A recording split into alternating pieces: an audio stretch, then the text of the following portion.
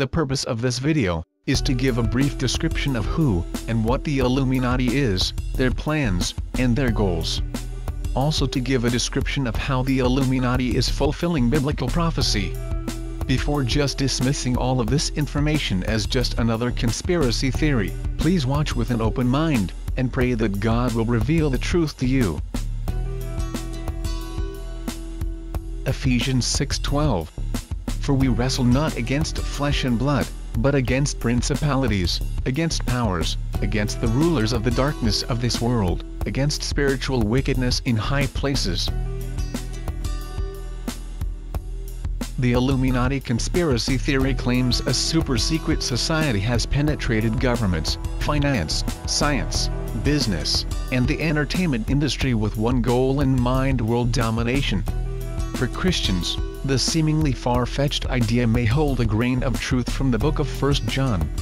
John mentions the coming of the Antichrist, a charismatic leader who will take control of the world's governments and rule for 42 months.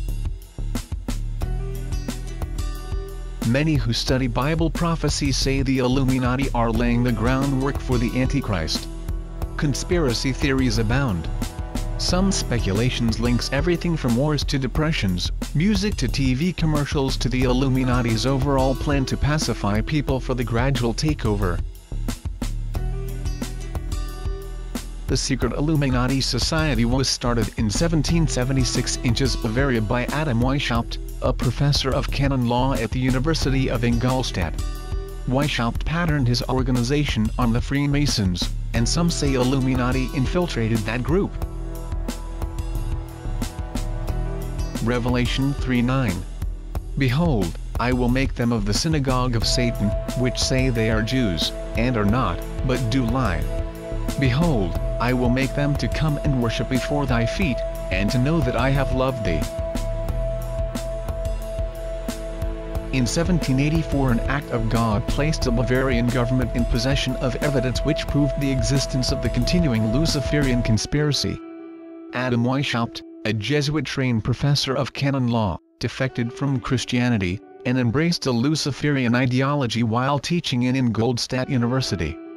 In 1770 the moneylenders who had recently organized the House of Rothschild, retained him to revise and modernize the age-old protocols designed to give the synagogue of Satan ultimate world domination so they can impose the Luciferian ideology upon what remains of the human race, after the final social cataclysm, by use of satanic despotism.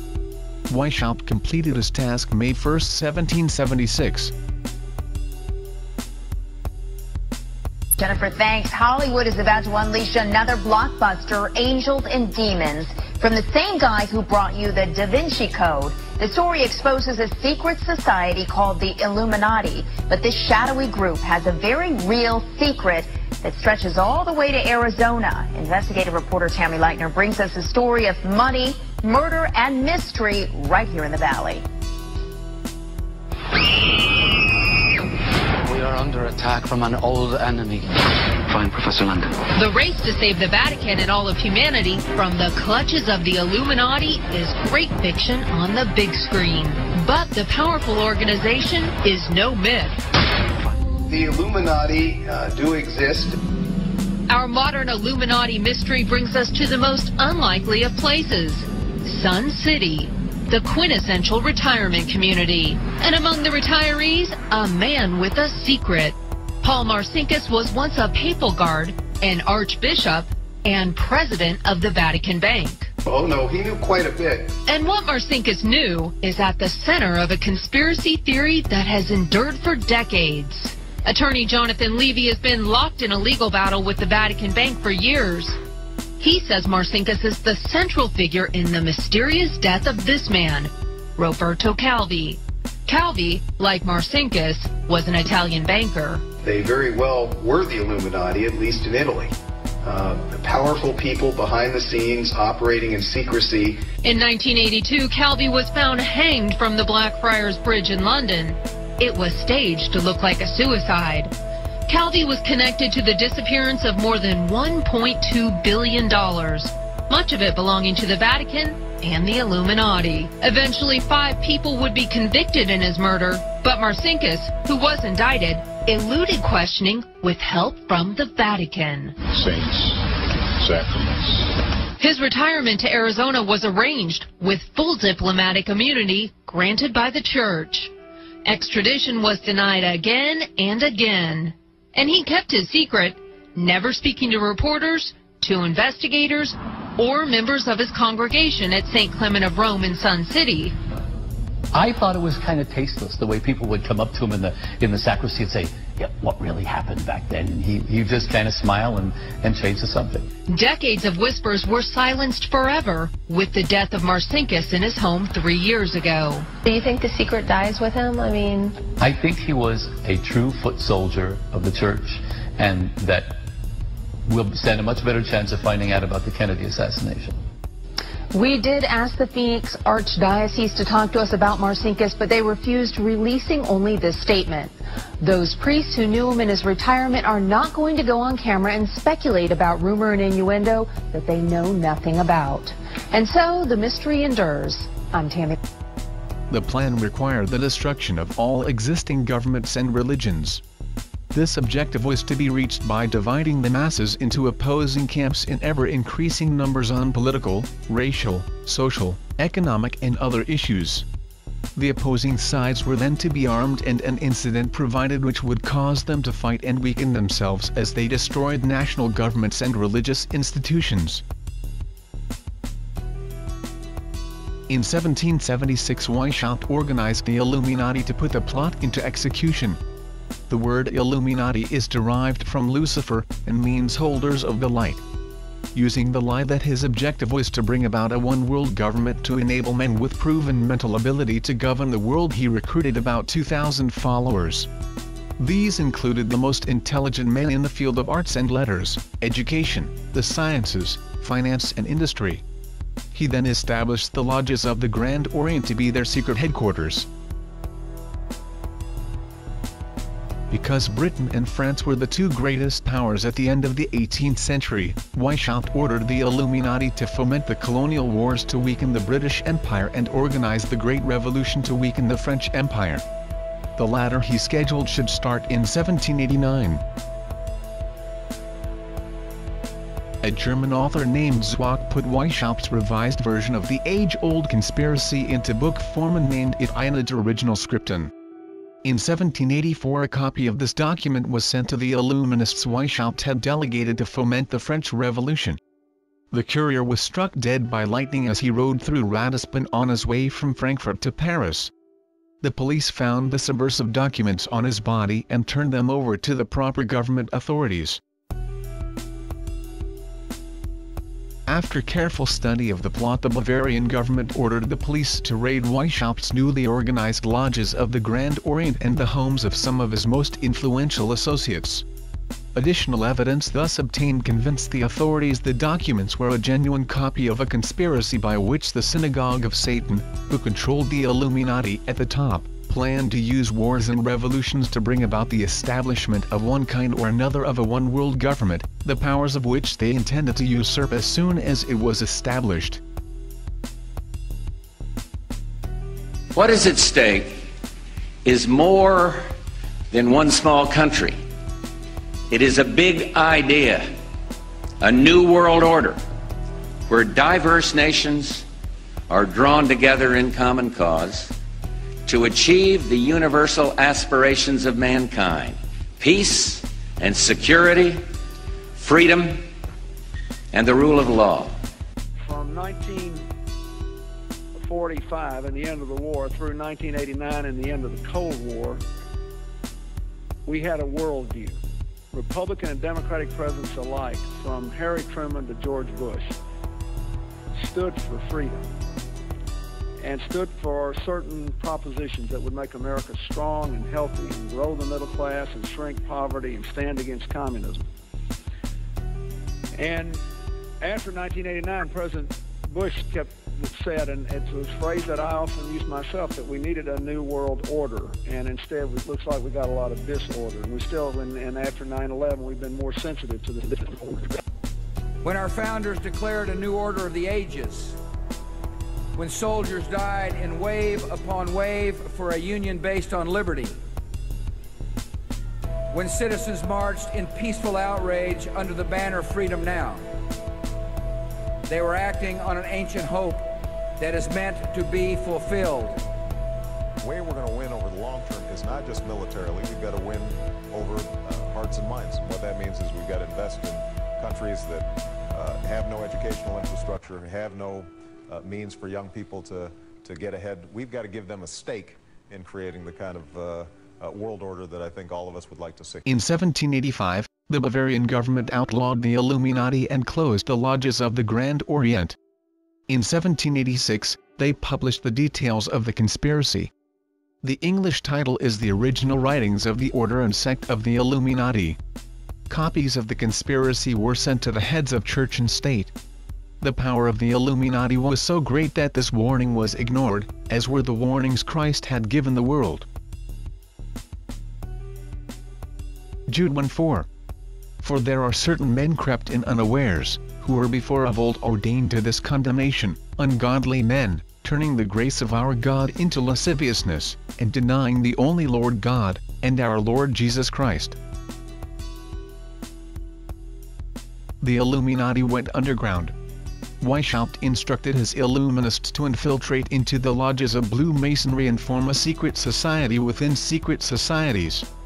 Only Masons who proved themselves internationalists, and those whose conduct proved they had defected from God, are initiated into the Illuminati. Thus the conspirators used the cloak of philanthropy to hide their revolutionary and subversive activities. In order to infiltrate into Masonic lodges in Britain, Illuminists invited John Robison over to Europe.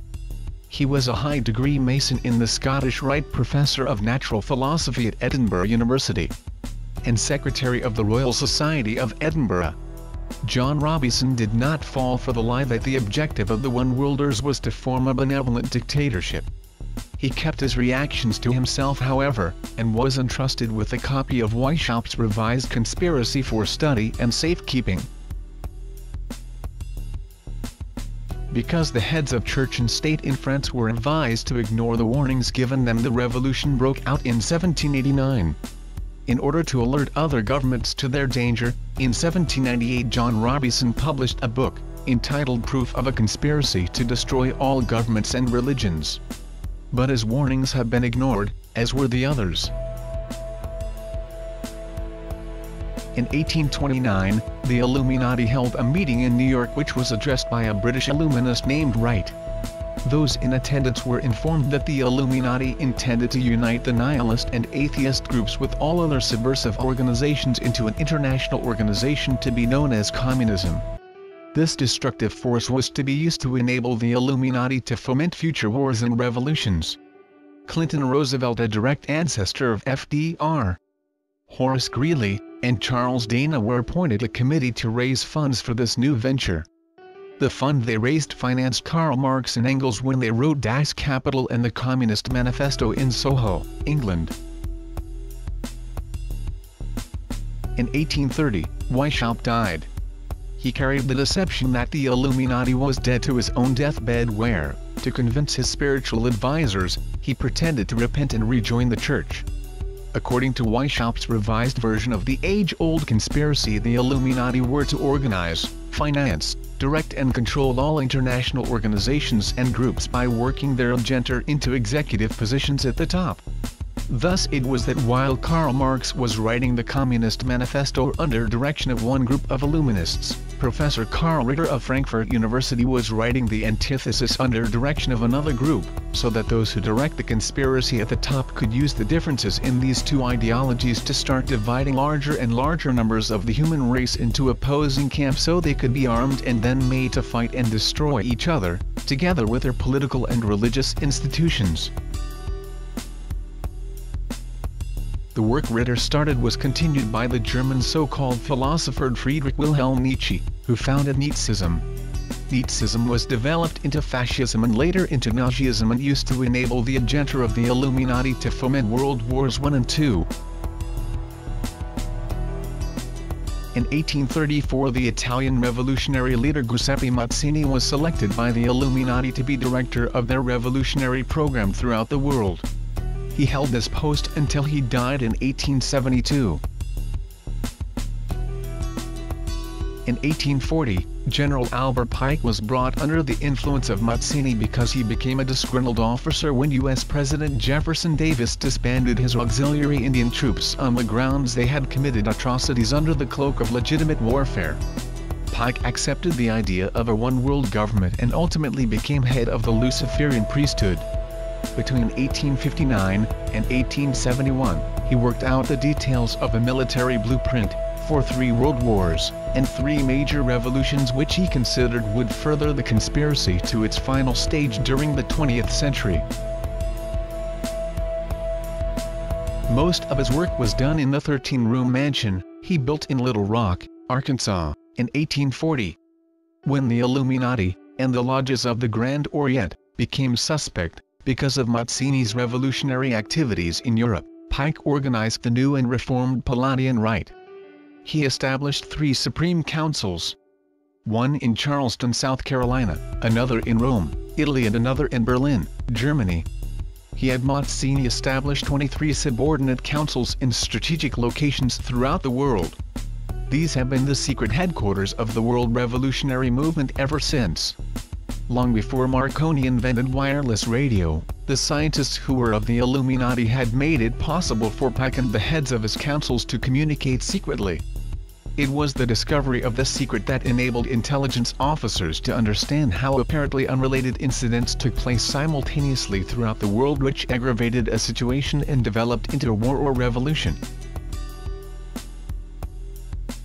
Pike's plan was as simple as it has proved effective.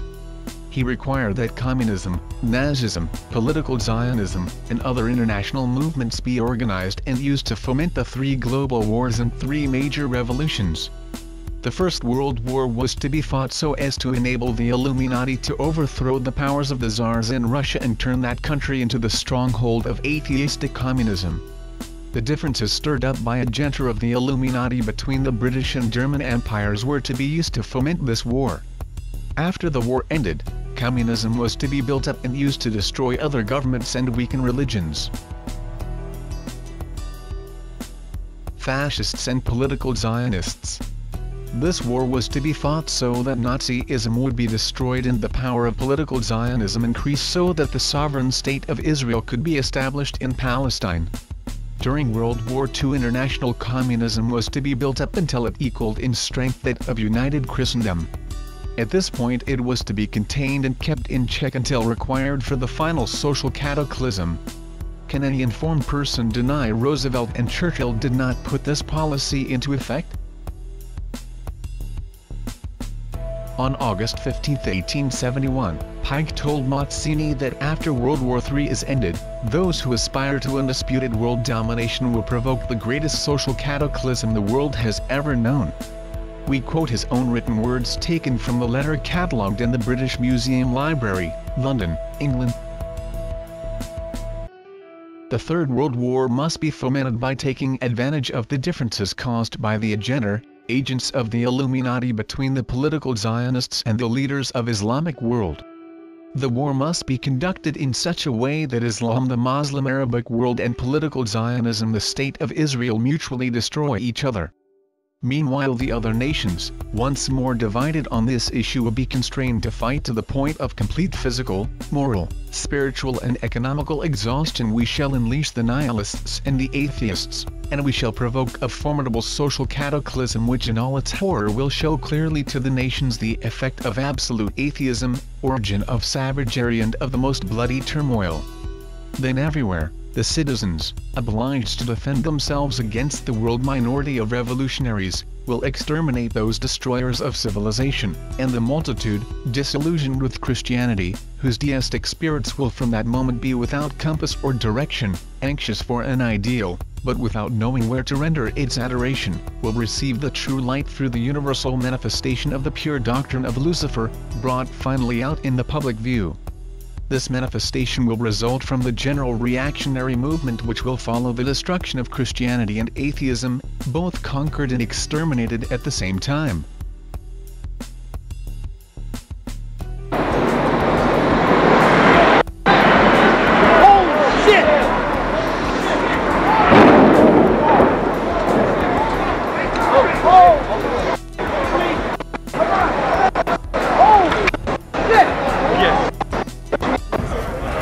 This just in, you are looking at obviously a very disturbing live shot there. That is the World Trade Center, and we have unconfirmed reports this morning that a plane has crashed into one of the towers of the World Trade Center. The plane was coming in. I noticed it a second before it hit the building. It looked like it was moving slowly, and it lined itself up to hit the building directly. The doorman goes to me, wow, I never seen a plane flying so low. And we looked out at it, all of a sudden, boom, it seemed like it wasn't even real. I'd say the whole takes about, looks like 6, 7 floors were taken out. And there's more explosions right now. Hold on, people are running. Hold on just a moment. We got an explosion inside. The building's exploding right now. You got people running up the street. Okay. I'll tell you what's going on. Since the terrorist attacks of September 11, 2001, world events in the Middle East show a growing unrest and instability between Jews and Arabs. This is completely in line with the call for a third world war to be fought between the two, and their allies on both sides. This third world war is still to come, and recent events show us that it is not far off. The coming World War III, pre-tribbers think it's the Gog and Magog War, is being set up, as Pike and his demons told him, to mess up the Christians who thought the World War III and rapture would take place, would be deceived, and lose all hope in Christianity, and the rest is going to be history, as we are under judgment. In these last days, great deceptions are in abundance. Those in high places are destroying the world economy by design, fact not fiction. If you can grasp what the powers that be are doing, you will have a firmer grip on what is coming. To know your enemy's tactics is essential in spiritual warfare, essential for victory. We are to be wise as serpents, meek as doves, but wise as serpents we must be, or we will be in for a great deception at our doorstep. Matthew 10:16. Behold, I send you forth as sheep in the midst of wolves. Be ye therefore wise as serpents, and harmless as doves. This will cause the great falling away, as many will think, we have been lied to, the Bible is a lie. No, the Bible is true, it is man and his doctrines, and evil plans of the powers that be are the ones setting many up. It is high time to be in watching and prayer, and understand. Political Zionist formed World War II, to the exactness, and the planned political Zionist, wiped out and Muslims wiped out. The last part will never happen, to rid the world of Christianity. This will never happen, but the greatest deception of all time stands at the door. Are you ready? Are you awake? Do you now see this evil plan, and the Lord using evil nations and men as his rod of correction? I hope by now your eyes are opened. If not, it is high time to awake from slumber and put on the full armor of Christ, and stand on the sure word of the Holy Bible. It's now or never. Hollywood filmmaker Oliver Stone has said Western bankers enabled Hitler to carry out his atrocities during World War II. And economist Max Kaiser says similar schemes still go on today, and he claims U.S. banks finance terrorists as well as Wall Street bonuses. Well, it's no secret that corporations in the U.S., like Coca-Cola, of course, created the Nazi beverage Fanta, Orange Fanta, which was for Nazis. IBM was responsible for all the calculation of all the serial numbers that was used to tag the prisoners that ended up in the concentration camp. So American J.P. Morgan was playing both sides of the war at that time, just like J.P. Morgan and Goldman Sachs play both sides of the war today. They're financing the mercenaries and the terrorists in various countries, just like they're financing the bonuses on Wall Street. They're arbitrageurs. They have no sovereignty. They have no country they're affiliated with. They're amoral. They're just eunuchs plowing through the cyberspace of money, looking for, you know, like a sloth, looking like a slug, looking for salt. They're just they're not even human. While the general public has been led to believe that communism is a movement of the workers to destroy capitalism, the book Pawns in the Game proves that both British and American intelligence officers obtained authentic documentary evidence which proved that internationalist capitalists operating through their international banking houses had financed both sides in every war and revolution fought since 1776. There is plenty of documentary evidence to prove that Pike, like Weishaupt, was head of the Luciferian priesthood in his day. In addition to the letter he wrote to Mazzini in 1871, another he wrote to the heads of his Palladian councils on July 14, 1889, fell into hands other than intended. It was written to explain the Luciferian dogma concerning worship of Satan and worship of Lucifer. In it, he said in part, "That which we say to the crowd is we worship God. But it is the God that one worships without superstition. The religion should be, by all us initiates of the high degrees, maintained in the purity of the Luciferian doctrine. Yes, Lucifer is God. And unfortunately Adonai, the name given by Luciferians to the God we worship, is God also, for the Absolute can only exist as two gods.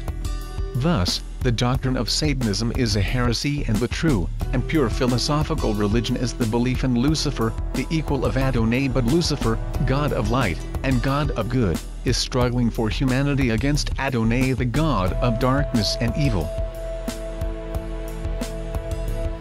Propaganda put out by those who direct the Luciferian conspiracy has caused the general public to believe all who oppose Christianity are atheists. This is a deliberate lie circulated to hide the secret plans of the high priests of the Luciferian creed who direct the synagogue of Satan, so that the human race still find it impossible to establish on this earth God's plan for the rule of the universe, as he explained it to our first parents in the Garden of Eden, told in Genesis. The high priests of the Luciferian creed work from the darkness. They remain behind the scenes. They keep their identity and true purpose secret, even from the vast majority of those they deceive into doing their will and furthering their secret plans and ambitions. In 1925, His Eminence Cardinal Caro Y. Rodriguez, Archbishop of Santiago, Chile, published a book, The Mystery of Freemasonry Unveiled, to expose how the Illuminati, the Satanists, and the Luciferians had imposed a secret society upon a secret society. He produces a great deal of documentary evidence to prove that not even 32nd and 33rd degree Masons know what goes on in the lodges of the Grand Orient and Pike's New and Reformed Palladian Rite and the affiliated lodges of adoption in which female members of the conspiracy are initiated. On page 108 he quotes the authority Margiotta to prove that before Pike selected Lemmy to succeed Mazzini as director of the World Revolutionary Movement, Lemmy was a rabid and confirmed Satanist. But after he had been selected, he was initiated into the Luciferian ideology. Some of us are against the Illuminati, and we are against the Illuminati at our own detriment. When people are against the Illuminati, then they get punched in the face all the time. The press hates them, and nobody likes them. Video Cat Williams has had a controversial visit to Seattle the past few days, and tonight... We all love Dave Chappelle. Exactly. Dave Chappelle has never been a part of the Illuminati. They don't want him or me or people like us. Yeah. But now it's not necessary for us to stir up that hornet's nest unless we intend to get stung 1,000,000 times. I didn't understand that. They had to sting me 1,000,000 times. Let me explain something to you. I know it's people doing poorly in this country. Yeah. And they shot Trayvon Martin dead for looking kind of like I look. Yeah. Martin Luther King and Malcolm X ended up dead for telling the truth. So as a comedian, I don't think it won't happen to me. I think they've thrown me in jail 36 times in 36 months, and I think you've never seen me in a court of law. That means they're effing with me. I don't really know how to complain because all of the people that I ever looked up to had to go through it too. So I know how much they talked about Martin Luther King, and I know what they end up doing to him. I know this same story about Jesus and a few of my uncles. So now I know that if your mouth is really, really big and you try to tell the truth for a living and you like to air people out, hatred is coming your way. America ain't about what the fuck happens to you. America is about what the fuck you do when the shit happens to you. So now, I have to come back and tell my people they finna fuck us. When you go home into your 2012, understand they already have concentration camps in the United States. motherfucking America that they've been building for 4 years now. And the question is, who in the fuck is you finna put in there? We already got a president, and that motherfucker is so packed. I didn't know it was going to be this type of hatred, but, you know, I'm concrete in all things because of He who strengthens me. So that doesn't mean I always make the right decisions, but I am going to stand by what I stand for. Learned theologians have stated that Lucifer, Satan, or called the head of the forces of evil, simply the devil, knows he did wrong and knows that he was wrong. He is a pure spirit and therefore indestructible. Knowing he is wrong, he still is determined to drag as many souls as possible into hell with him to share his misery. This being a fact, our duty is clear. We have to make known the truth in this regard to as many others as quickly as possible so they can avoid the snares and pitfalls set by those who serve the devil's purpose and penetrate the lies and deceits of those who wander about the world seeking the ruin of souls. Weishaupt's plot requires the following. Number 1. Abolition of all ordered national governments. Number 2. Abolition of inheritance. Number 3. Abolition of private property. Number 4. Abolition of patriotism. Number 5. Abolition of the individual home and family life as the self from which all civilizations have stemmed. Number 6. Abolition of all religions established and existing so that the Luciferian ideology of totalitarianism may be imposed on mankind.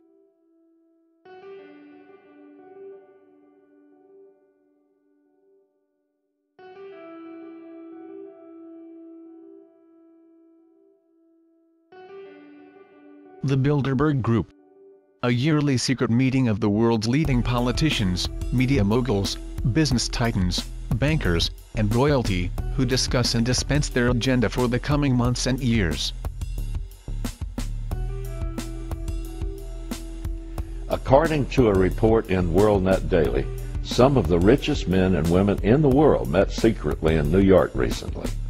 When the world's wealthiest individuals hold secret meetings, it's time to pay attention. In 1910, the 6 wealthiest men in the world met at Jekyll Island, Georgia. That meeting resulted in the creation, 3 years later, of the largest criminal enterprise ever devised, the Federal Reserve, so-called. Judging from the list of participants, the recent meeting in New York may result in something even more monumental. The London Times identified them as Bill Gates, David Rockefeller, Ted Turner, Oprah Winfrey, Warren Buffett, George Soros, and New York Mayor Michael Bloomberg. Based on the Forbes magazine list of billionaires, the room had a net worth of about $120 billion. With all the bailout figures we've heard recently, it doesn't sound like that much. Believe me, it is. $120 billion is about equal to the annual budget for all of New York State, from New York City to Buffalo, and everything in between. The meeting, which took place in early May, was at the home of Sir Paul Nurse, a British Nobel Prize-winning biochemist and president of Rockefeller University. Microsoft's founder, Bill Gates, called the meeting. The London Times reported the informal afternoon session was so discreet that some of the billionaire's aides were told they were at security briefings. Discreet is the British way of saying secret. I do not believe that it is coincidental that this meeting came only a couple of weeks after another super secret and more powerful group met in the secrecy in Greece, the Bilderberg Group. They have advocated a one-world government for at least a century. They also see themselves as the elite saviors of mankind. According to the Times, the billionaires were each given 15 minutes to present their favorite cause. Over dinner, they discussed how they might settle on an umbrella cause. Taking their cue from Gates, the report said they agreed that population control was the #1 issue. Experts say the global population will top 7 billion in 2012. According to reports at the meeting, Bill Gates outlined a plan to cap the global population at 8.3 billion. It all sounds so civilized, doesn't it? Here's the less politically correct but more accurate version. A group of unelected liberals with more money than many governments have just decided how many people will be permitted to live. This group of self-appointed governors will now have to draw up criteria to be used to decide who will not be permitted to live and how they will die. It can and will be dressed up in polite and civil terms, but in the end, it means certain people will have to die. The meeting was billed as a meeting of philanthropists wanting to do good. But one can put lipstick and pearls on a pig, and it'll still be a pig. In the final analysis, there's only one way to cap a population, by deciding who's permitted to live, and who, for the good of all, must die. The Council on Foreign Relations, a private organization that masquerades as a government committee which has tremendous influence over foreign policy and is used to construct the New World Order. Thank you very much, Richard, and I am delighted to be here in these new headquarters. I have been often to, I guess, the mothership in New York City, but it's good to have an outpost of the Council right here down the street from the State Department. We get a lot of advice from the Council, so this will mean I won't have this far to go to be told what we should be doing and how we should think about the future. The Trilateral Commission, a private organization set up by David Rockefeller for the purpose of organizing America, Europe, and Japan into the New World Order. But the Council on Foreign Relations, I thought, was really a fascinating organization. And of course, a lot of people have always raised that question, what about the Trilateral Commission? And they look upon the thing as almost as if it's this conspiracy to snuff out civilization. Could you tell us about the Trilateral Commission? Yes, I'd be glad to. I say it seems very dangerous, with my tongue in cheek, to say the least. But it is true that some groups have said that it was very dangerous. In point of fact, it was an organization that I had a hand in starting at a moment when I felt very concerned that when Japan was becoming a major power in the world, that the Japanese people, leaders of their business and important parts of the Japanese economy, had very little contact with people in the United States and Europe. It seemed to me, as it emerged as a major power of the world, it was very important that Japanese leaders should have a knowledge and an understanding of their counterparts in other parts of the world. So I, with a number of other people, put together an organization which we called the Trilateral Commission to include opinion makers in not only the United States and Europe, but also Japan, so that Japanese leaders, not necessarily top government leaders, but opinion makers, would have a chance to become acquainted with their counterparts.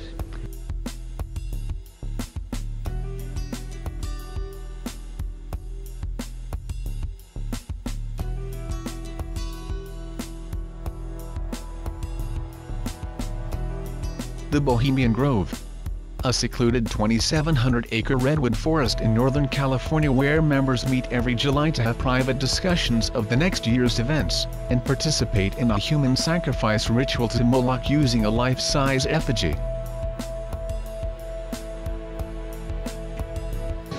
Listen, I am a happy member of the Bohemian Grove. I like the folks who come there, and it's really inappropriate for me to talk about the group beyond that. Thank you. Have you been there for the ceremony with the cremation of care? Frankly, I don't think that's something I need to talk to you about. We thank thee for thy adjuration.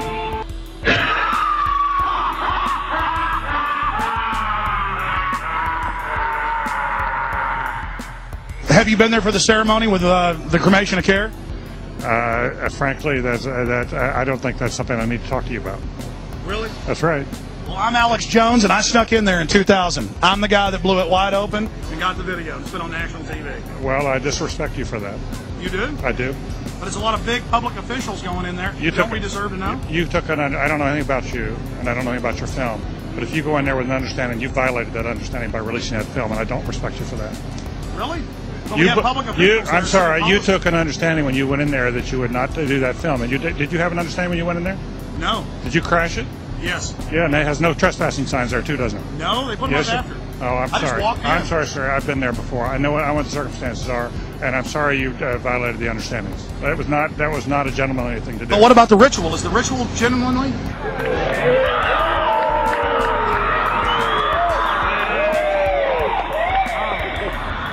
Sir, everything I don't owe you this comment. I know. I appreciate it. This is what's called ambush journalism, and I disrespect you for that as well. So thank you and goodbye. Been in the ritual? That's none of your damn business. Oh.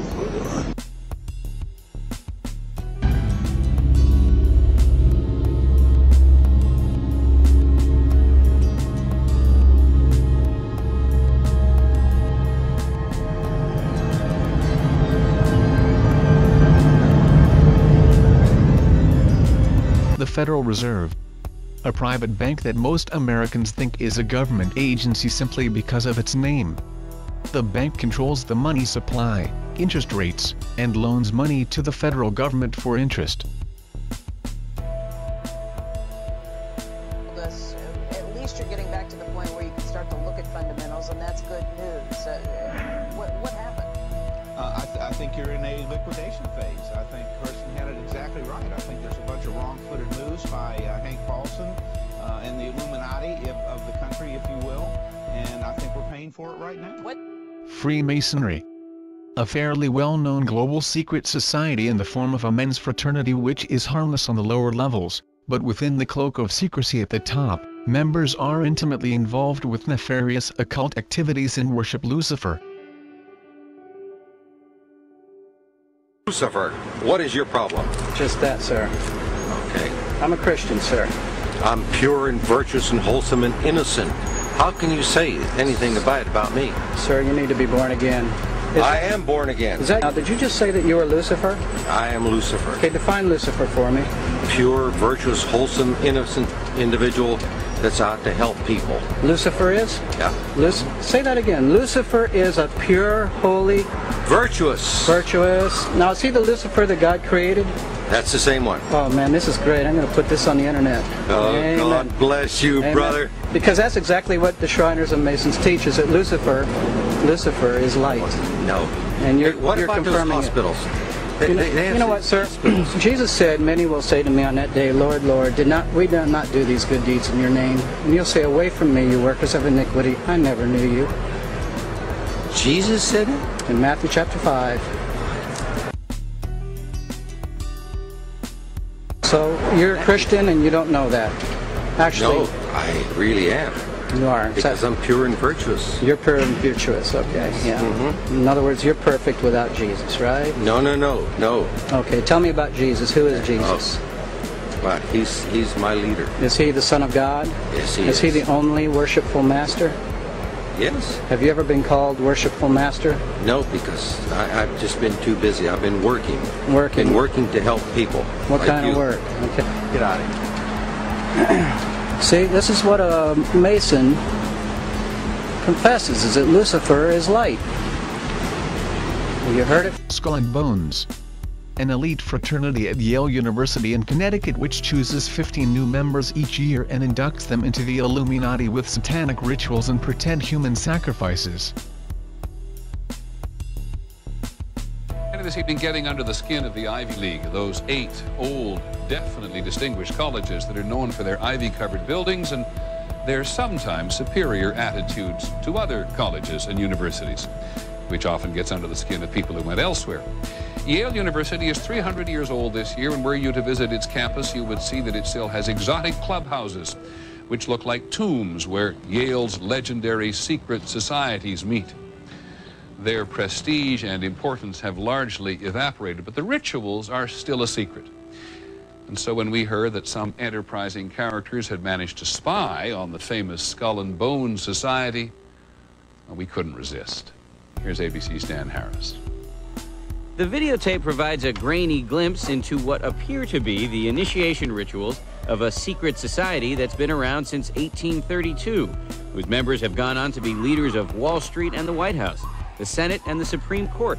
They're sort of trying to scare the initiates, make them, disorient them, frighten them. New York Observer investigative reporter Ron Rosenbaum accompanied a team of Yale students who shot these pictures 9 days ago.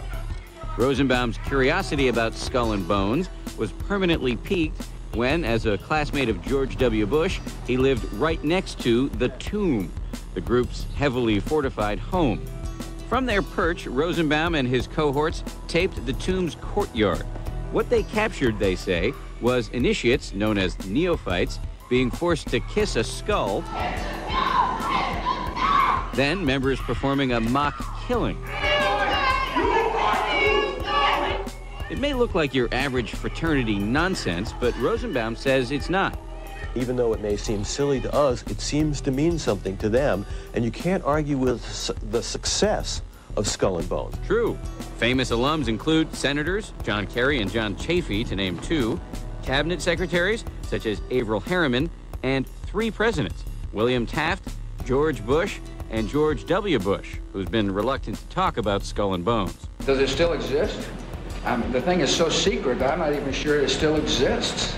In recent years, by many accounts, the on-campus influence and allure of Skull and Bones has waned dramatically, and there is no proof that the rituals recently caught on videotape are the same ones performed by the current president. Still, Rosenbaum says the tape is a valuable artifact, an extremely rare view into the secret society that groomed the American ruling class for generations. Dan Harris, ABC News, New York. That's our report on World News Tonight. Don't forget Nightline. The military. The Joint Chiefs of Staff, who are the head officials of each military branch, are carefully promoted and chosen for their willingness to serve the Illuminati. Secret cells committed to black ops are also under their control. By the time I was 17, this is when I was initiated as a third-level witch. Generically speaking, it's known as a master witch, or what's properly known as a high druid priest. This gave me automatic authority over a region. Now, a region is the governing area in which an Illuminati has full authority over.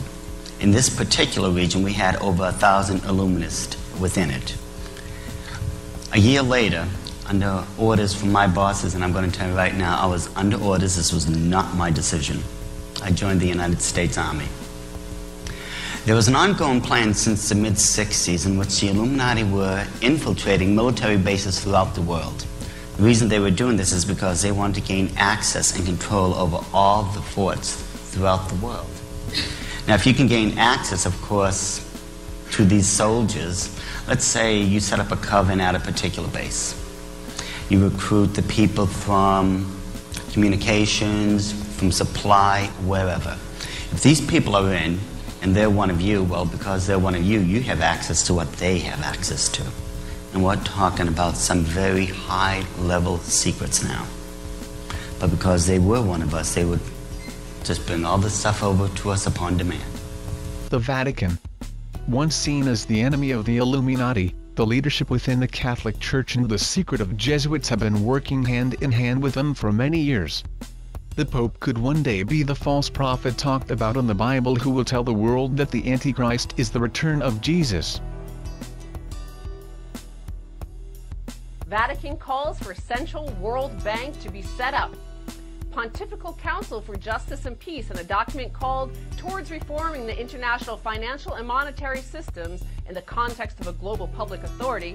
Yes, they're calling for a new global economic authority and a central world bank to be run by the UN, under which Tony Blair now enriches himself around the world. I mean, to think that the Pope is coming out and saying the Vatican, oh, there should be a World Bank, because everything that's caused millions to die is centralization of financial authority in too big to fail institutions.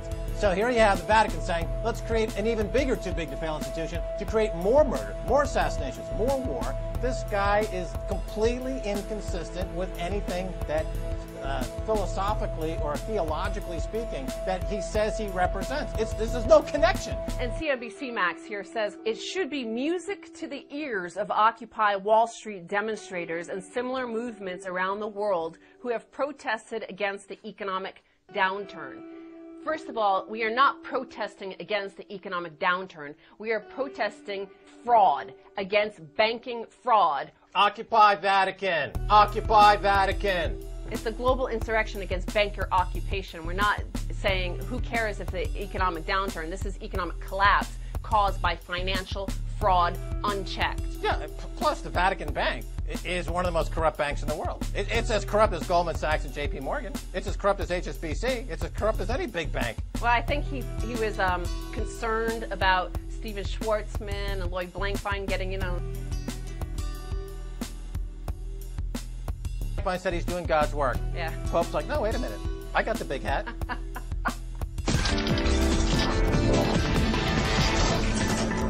Knights of Malta, an organization within the Catholic Church that is believed to contain an inner circle of individuals who work in tandem with the Jesuits to secretly maintain and expand the wealth and influence of the Catholic Church. Radical Islam. Radical Muslims who kill innocent civilians and carry out deadly terrorist attacks around the world are funded and encouraged by the Illuminati to create an enemy and instill fear in populations so that freedoms and civil rights may be removed as part of the so-called solution to the problem. Communism. While seen as the enemy of America and capitalism, communism is actually a creation of the Illuminati and is used as a controlled opposition to continue the construction of the New World Order. The British monarch. The British royal family secretly believes they are descendants of the lost tribe of Dan, and that they have the divine right to rule as kings. The CIA. The Central Intelligence Agency is responsible for overthrowing or implementing governments or dictators around the world so that the global goals and interests of the Illuminati may be carried out. It is not only an intelligence agency, but a covert terrorist organization and drug-running agency. Partly because of her controversial drug stand, President Clinton fired his Surgeon General. But there was more disturbing news in the fall of 1993 when a report revealed that the government itself may have been running drugs. The head of the DEA at the time, Robert Bonner, said that a ton of pure cocaine worth hundreds of millions of dollars had been smuggled into the United States. And he blamed the CIA, saying the agency had joined the Venezuelan National Guard in drug smuggling. Now, we understand what you're saying. A ton of cocaine was smuggled into the United States of America by the Venezuelan National Guard? Well, in cooperation with the CIA? That's exactly what appears to have happened. Bonner said he was the only one who could have approved transportation of illegal narcotics such as cocaine, and that this shipment had entered the country without his authorization. Let me put it this way, Mike. If this has not been approved by DEA or an appropriate law enforcement authority in the United States, then it's illegal. It's called drug trafficking. It's called drug smuggling. Former DEA agent Levine said that equally shocking was the fact that for more than 30 years, the federal government had protected some drug dealers. As officers in the narcotic war, we saw the political choice made up close and personal. One example, Levine said, was during the Nixon administration when he was about to bust a major source of heroin. And I was stopped cold, because that source were our allies in the Vietnam War. Levine said this was not an isolated incident, that it had happened many times in his 25-year career. If it was a question of supporting people who supported our economic and political philosophies in other parts of the world, and they happen to be drug dealers, as most of them are, we supported them and we protected them. We protected them by looking the other way.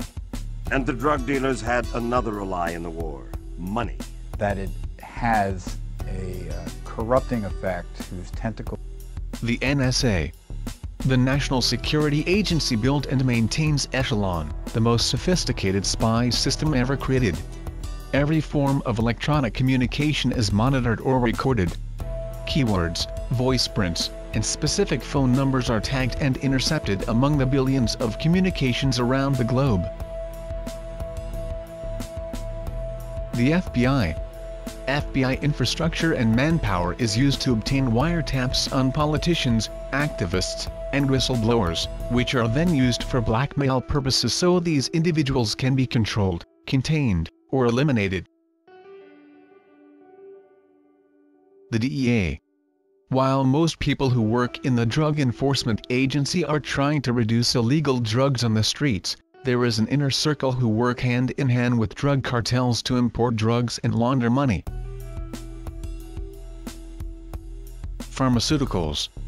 Prescription drugs are designed and advertised as magic pills for every ailment from depression to anxiety, and mask the symptoms while ignoring the root cause behind these ailments to help keep the population legally sedated and out of the way. Entertainment. Money is funneled to promote musicians, TV shows, and films which teach and encourage immorality and violence, and help to keep the masses mesmerized and out of the way of political and social agendas that are being implemented. And I just think that the whole idea of celebrity and fame has become really convoluted and, kind of bastardized, like whereas fame used to be the byproduct of success, and now it's the ultimate goal. And if your ultimate goal is to be famous, then you're gonna do a lot to get there, like sign your name in blood in a contract with the devil. Like you're gonna end up on a one-way street and it's going nowhere. Like that's just the truth. I've seen so many people like forsake their moral code and their value systems just for a little bit of fame, and it's not worth it at the end of the day. It's really not worth it. Where I wanted to be like the Amy Grant of music, but it didn't work out, and so I sold my soul to the devil. I sold my soul to the devil. I know it's a crappy deal. At least it came with a few toys like a Happy Meal. I was going to school to be a vet tech, and I was into my studies, getting good grades, and you know what screwed it all up was this one guy. He broke my heart, and I was like, cool, thanks. I was like, now I have to do something pretty ridiculous and insane with my life, so why not sell my soul and go on Jersey Shore? That's what I did. And everything, and then when I was 6, all of a sudden, I was a they started to tell my younger cousin that she was she was the real singer? Yeah, and it really upset me, so I summoned Satan, and I write about how I made it. Where do you summon Satan in the book? In the chapter called Eat, Pray, Love, Conjure Satan. And when I was 12 years old, I signed a deal with Satan in my room, and I was to... CBS doesn't condone this in any way. Wait a minute. Because I wanted to get famous no matter what, and, then I forgot that I had this deal with Satan and everything, and then I got really famous. And then one day I, had this tragic singing accident at yes, I remember that. Music. Satan represents the powers of force in nature, and we feel that a cleansing of the idiot ideology of the pallid, incompetent Christ is in order. And so this is something that the Church of Satan is conducting on many different avenues. We're doing this through the use of what we have called aesthetic terrorism. This involves the creative use of art, music, writing, effectively what we call propaganda, the dissemination of information to influence what we call iron youth. The Mormon Church. This pseudo-Christian cult was founded by Joseph Smith, a 33rd-degree Freemason in 1830 based on his fraudulent Book of Mormon, and has steadily grown in wealth and size ever since. They teach and believe that Mormons are the only true Christians. Jehovah's Witnesses. Founded in the late 19th century by Charles Taze Russell, this Christian cult teaches a dramatically different doctrine than traditional Christianity, and serves as a poison to Christian theology. Rhodes Trust. Named after Cecil Rhodes, as it was written in his will, the Rhodes Scholarship is an award given by the Rhodes Trust for a student to study at the University of Oxford in England. Students who are seen as potential assets for the Illuminati and their plans are given this scholarship. The Cosmos Club. A social club founded in 1878 in Washington, D.C. whose goal is the advancement of its members in science, literature, and art. Its members have included many recipients of the Nobel Prize, Pulitzer Prize, and Presidential Medal of Freedom. Club of Rome. A global think tank founded in 1972 with the purpose of creating scientific reports which support the idea of population reduction in the world. Their report Limits to Growth, which was first published in 1972, began spreading information about the Illuminati's plan to reduce the world's population. DARPA. The Defense Advanced Research Projects Agency. DARPA is an agency of the Department of Defense which develops new technology for the United States military. Some completed projects include the directed energy weapons such as the Active Denial System ADS, the High Energy Liquid Laser Area Defense System HELIDS, and the Predator drones. The Council of 13. The executive branch of the Illuminati consisting of the heads of the top 13 Illuminati bloodlines known as kings. These kings, along with their queens, princes and princesses, direct those below them in the Committee of 300 or directly run organizations themselves. The Committee of 300. Directly under the Council of 13, the Committee of 300 are representatives of the top bloodlines and in key positions of power who have entire organizations that they are personally the heads of. MJ-12. Also known as Majestic 12 or the Majestic Trust, this is believed by some to be a secret organization of scientists involved with research surrounding UFOs and aliens. The Priory of Zion. This alleged organization supposedly hides and protects a secret bloodline of Jesus and Mary Magdalene. The bloodline myth is, in reality, a cover story for the bloodline of what will one day give birth to the Antichrist so he can claim the divine right to rule according to the prophecy of the Old Testament with regards to the bloodline of the Messiah. Satanic cults and churches.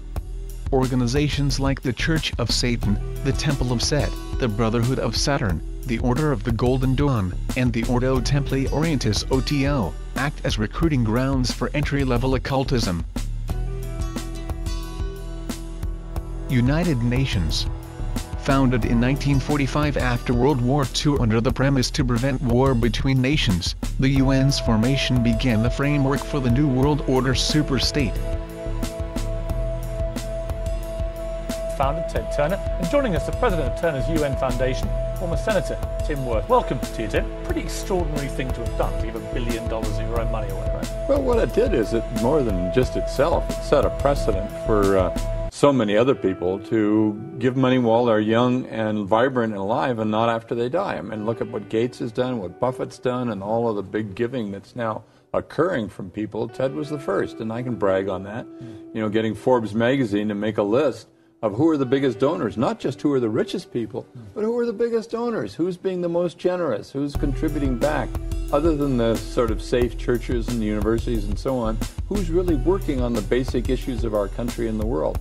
Tim, what do you think America's place in the New World Order should be? It's always been seen as the global policeman. But as you said before, you know, it's hard to see with all these military conflicts where the winner and loser lies. What should America be doing? I think the global policeman should be the United Nations. And I don't think we should need one. I think we should use courts the way we do in civilian life. It's time to put war and conflict, armed conflict behind us and move on. and start acting like civilized, educated human beings. You made the point to me in the break there that more American servicemen are dying now. Suicide. From suicide over there than are dying in combat. I mean, that's shocking, isn't it? Well, no, I think it's good because it's so clear that we're programmed and we're born to love and help each other, not to kill each other, destroy each other. That's an aberration. That's left over from hundreds of years ago. It's time for us to start acting enlightened. What's it like to give away $1 billion? I can't even imagine. It was a third of what I had at the time, so it was a significant. You can't do it very often, but so I made a special occasion out of it. It was, destined for the United Nations to help the poorest people in the world. Are you pleased with how the money's been used? Absolutely. Baha'i.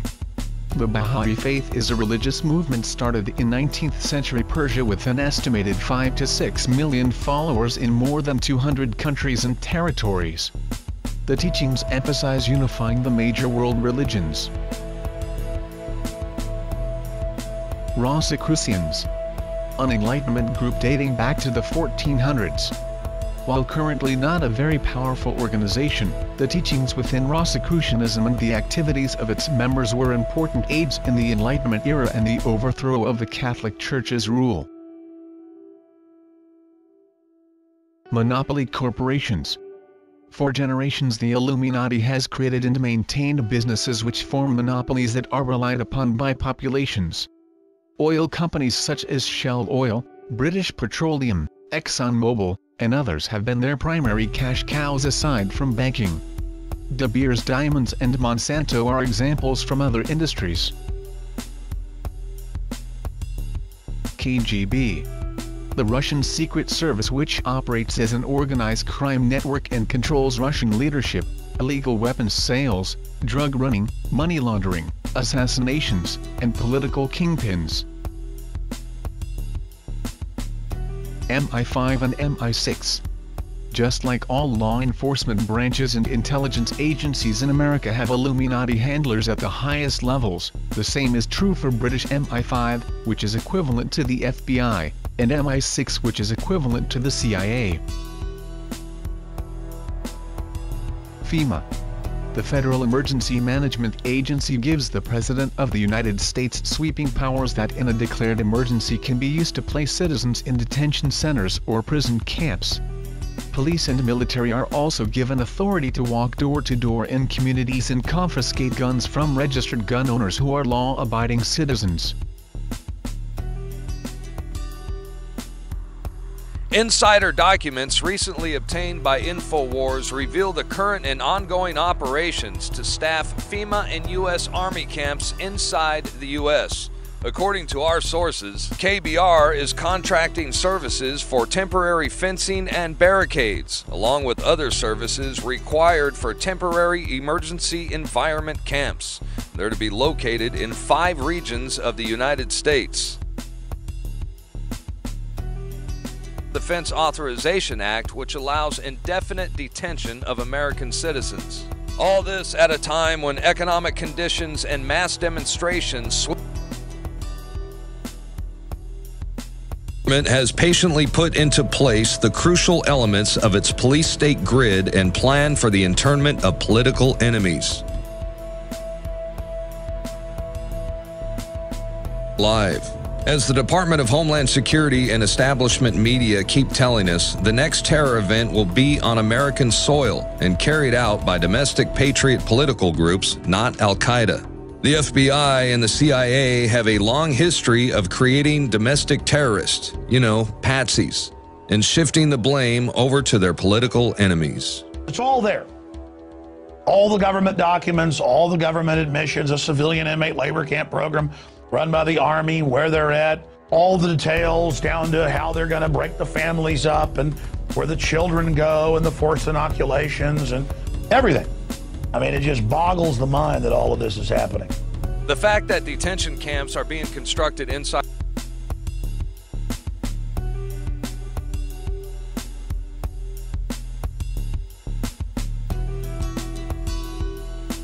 Homeland Security documents further illustrate the mindset of our federal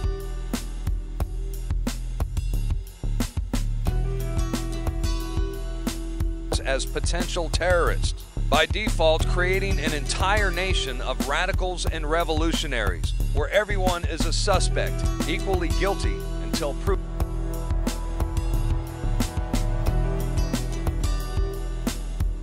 Lucis Trust, originally created as Lucifer's Trust and renamed years later, the Lucis Trust is one of the premier publishers of New Age books and material.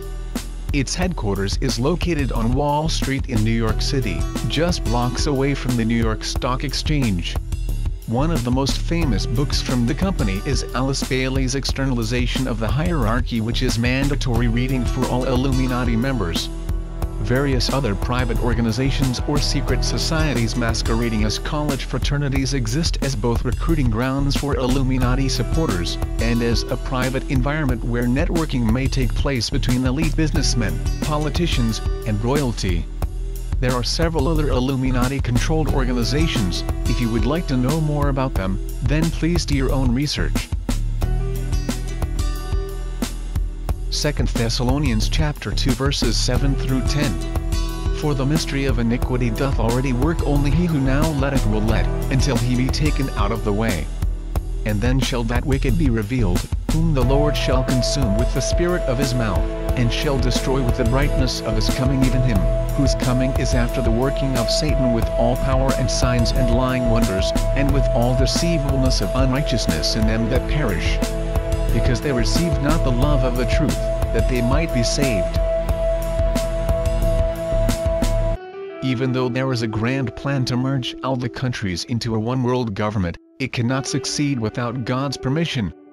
God's plan of salvation could not be stopped by the high priests or Romans, nor will his plan for humanity be pushed aside by the workings of man. The second coming of Jesus Christ is assured by the Bible. Only God the Father knows when it will occur. Christians, in the meantime, can be certain that events will play out exactly as Scripture says. Romans 10:9. That if thou shalt confess with thy mouth the Lord Jesus, and shalt believe in thine heart that God hath raised him from the dead, thou shalt be saved. Thank you for taking the time to watch this video. Please subscribe to the channel, and like us, and follow us on Facebook and Twitter. We need all the support we can get. Remember, Jesus saves. God bless.